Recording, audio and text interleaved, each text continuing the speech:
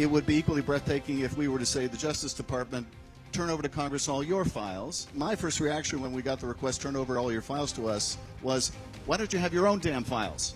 Why haven't you been conducting your own investigation? Why do you need us to do it? Welcome back to State of the Union. I'm Jake Tapper. Some clear and cutting criticism there of the Biden Justice Department from Democratic Congressman Adam Schiff, the chairman of the House Intelligence Committee.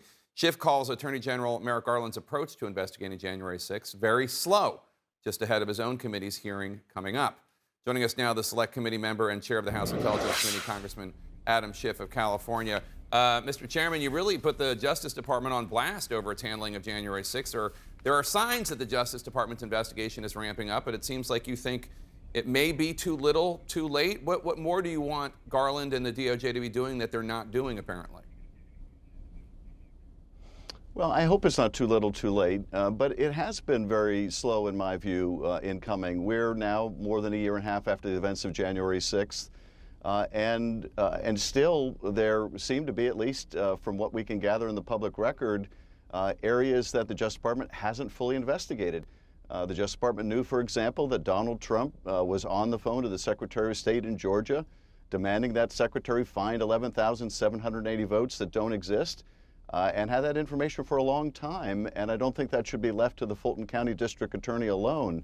Now, it may be that they are pursuing that, and it's just been pursuing it very diligently and very quietly, but it also may be that they've been very tenuous in not feeling the sense of urgency that many of us do about pursuing justice when it comes to all of the multiple lines of effort to overturn the election. This would certainly be in contrast with the members of the January 6th committee, including the two Republicans. The Vice Chair, Liz Cheney, said at the Tribune Festival, Texas Tribune Festival, where you could deliver those remarks we just played, she said she thinks that the entire committee will unanimously make a referral or not, or decide to make a referral or decide to not make a referral to the Justice Department. And then separately, she told me that she thinks it's clear that Donald Trump did break the law. Do you think ultimately there's going to be a unanimous criminal referral by the committee?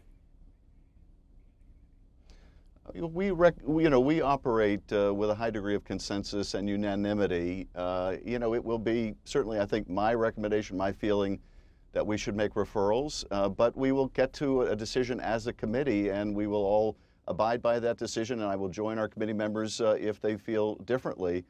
But look, I do agree, as the Judge Carter in California wrote in multiple opinions, there have been several laws broken, and it is, I think, apparent that there is evidence that Donald Trump was involved in breaking several of those laws.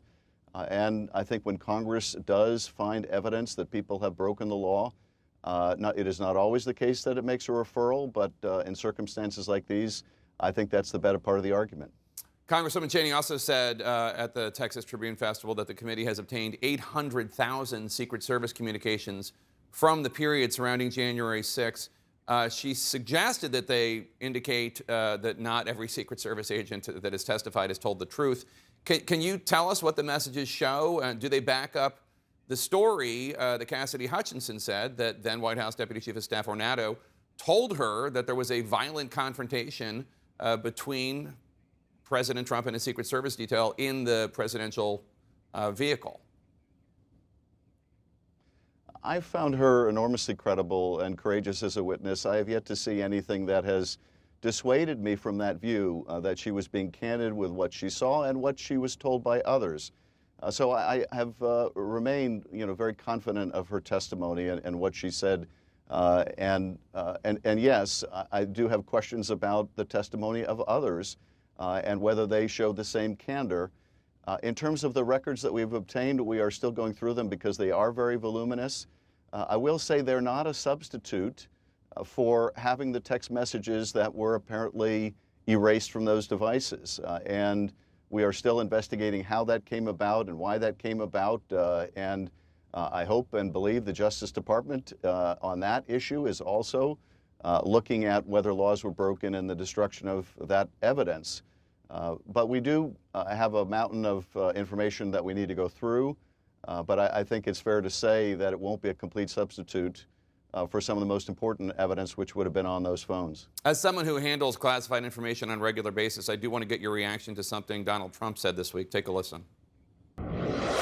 There doesn't have to be a process, as I understand it. You know, there's different people say different things, but as I understand, there doesn't have to be. If you're the president of the United States, you can declassify just by saying it's declassified, even by thinking about it. Is that how it works, sir? No, that's not how it works. Those comments don't demonstrate much intelligence of any kind. If you could simply declassify by thinking about it, then frankly, if that's his view, he's even more dangerous than we may have thought, because with that view, he could simply spout off on anything he read in a presidential daily brief or anything he was briefed on by the CIA director to a visiting Russian delegation or any other delegation and simply say, well, I thought about it, and therefore, when the words came out of my mouth, they were declassified. No, people work hard to get that information. People put their lives at risk to get that information. That information protects American lives. And for him to treat it so cavalierly shows both what a continuing danger the man is, but also how very little regard he has for anything but himself. Take a listen to what former Republican congressman and former advisor to the January 6th committee, Denver Riggleman, told 60 Minutes. You get a real aha moment when you see that the White House switchboard had connected to a rioter's phone while it's happening. Someone in the White House was calling one of the rioters while the riot was going on? On January 6th, absolutely.